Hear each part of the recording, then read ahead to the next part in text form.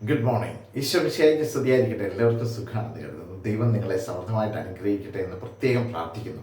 പ്രിയപ്പെട്ട സഹോദരങ്ങളെ, ഈ മനോഹരമായ ദിവസത്തിൽ നമ്മൾ പുതിയൊരു വചനം പഠിക്കുകയാണ്. ഈ വചനം പഠിക്കുന്നതിന് മുമ്പ് നിങ്ങൾ എഴുന്നേറ്റ് വരുമ്പോൾ തന്നെ രാവിലെ ഉണർന്നെഴുന്നേൽക്കുമ്പോൾ ഒരു ചെറുപുഞ്ചിരിയോടുകൂടി ഈശോയെ നോക്കി എഴുന്നേറ്റ് വരുവാനായിട്ട് നിങ്ങൾ ആഗ്രഹിക്കുക, പ്രാർത്ഥിക്കുക. So smile and start your day with Jesus എപ്പിസോഡിലേക്ക് നിങ്ങളെ സ്നേഹത്തോടെ സ്വാഗതം ചെയ്യുന്നു. ഞാൻ സിബി വർഗീസ്. പ്രിയപ്പെട്ട സഹോദരങ്ങളെ, ഇന്നലെ പഠിച്ച വചനം സങ്കീർത്തന പുസ്തകം 33-ാം അധ്യായം അതിൻ്റെ 4-ാം വാക്യമായിരുന്നു. 33-ാം അധ്യായം 4-ാം വാക്യം, book of Psalms chapter 33 verse 4. അതിങ്ങനെയാണ് പറഞ്ഞത്: കർത്താവിൻ്റെ വചനം സത്യമാണ്, അവിടുത്തെ പ്രവൃത്തി വിശ്വസനീയമാണ്. ഈ കാലഘട്ടം എന്ന് പറയുന്നത് നമ്മൾ കേൾക്കാറില്ലേ, ആരെയും വിശ്വസിക്കാൻ പറ്റാത്ത കാലമാണ്. എന്നാൽ ദൈവത്തിൻ്റെ പ്രവൃത്തി വിശ്വസനീയമാണ്. ഏതെങ്കിലും കാര്യത്തിൽ ദൈവത്തിൽ മാത്രമാണ് നമുക്ക് വിശ്വസിക്കാൻ പറ്റുക. ദൈവത്തിൽ വിശ്വസിച്ചാൽ ബാക്കിയെല്ലാം സുഗമമായി തീരും എന്നുള്ളത് പലരുടെയും അനുഭവമാണ്. അതുകൊണ്ട് ദൈവത്തിൽ വിശ്വസിക്കുക. ദൈവത്തിൻ്റെ പ്രവൃത്തിയെല്ലാം നമുക്ക് വിശ്വസിക്കാവുന്നവയാണ്. ഇന്ന് നമ്മൾ പഠിക്കുന്നത് സങ്കീർത്തന പുസ്തകം തന്നെ 119-ാം അധ്യായം, the book of Psalms chapter 119 verse 105. 105-ാമത്തെ വചനമാണ്. 119, 105.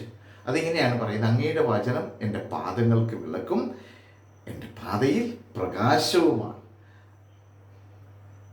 Your word is a lamp to my feet and a light to my path.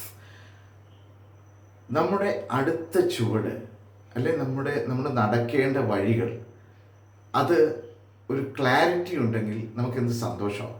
നമ്മൾ എടുത്ത് വയ്ക്കേണ്ട ചുവട്, അടുത്ത സ്റ്റെപ്പ് എന്താണ് എന്നുള്ളതൊക്കെ ഒന്ന് തിരിച്ചറിയാൻ പറ്റിയാൽ നമ്മുടെ ജീവിതം വളരെ സുഗമമായിത്തീരും. അത് ദൈവവചനത്തിലൂടെ ദൈവത്തോട് ചോദിച്ചാൽ ദൈവം നിനക്ക് വഴി കാട്ടിത്തരും.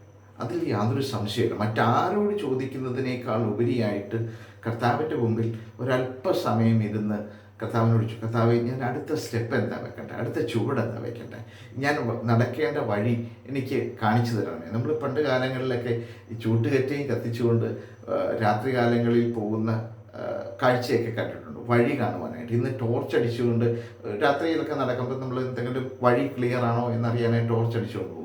അത് അന്ധകാരം മാറി ആ പ്രകാശത്തിലൂടെ തന്നെ നല്ല വഴിയിലൂടെ നടക്കാനായിട്ട്, അല്ലെങ്കിൽ വഴി ക്ലിയർ ആക്കാനായിട്ട് നമ്മൾ ആ പ്രകാശം കാണും.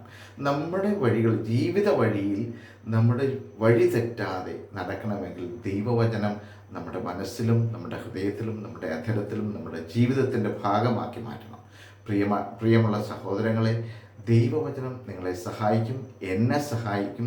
ദൈവത്തിൻ്റെ വചനം സത്യമാണെന്ന് പറഞ്ഞതുപോലെ തന്നെ ആ വചനം നമുക്ക് പ്രകാശമായി തീരണം.